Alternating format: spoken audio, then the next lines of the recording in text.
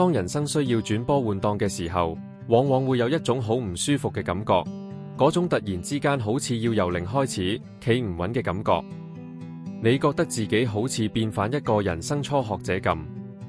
但我最近喺度諗，其實就算你幾想都好，你根本係冇可能由零開始嘅。喺人生嘅新季節，我哋好容易會覺得自己好脆弱，好似赤裸裸咁暴露喺人面前，甚至覺得自己落後咗，好似以前咁辛苦打落嚟嘅江山全部冇晒咁。但好多時，我哋會搞錯咗，以為環境嘅改變就代表個人特質嘅流失。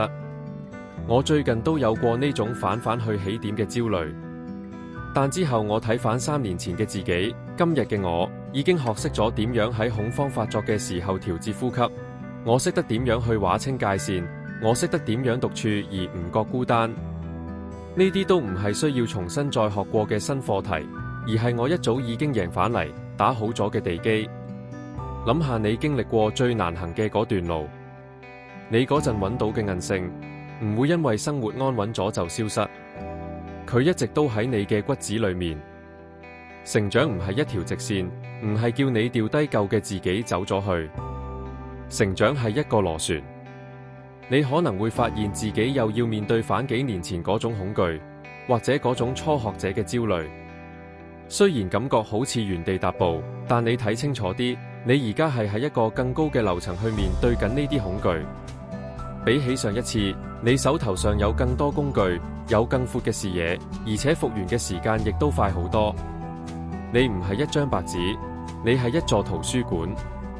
每一個失敗過嘅你，每一個掙扎過嘅你，都已經喺書架上面留低咗紙條，俾今日嘅你睇。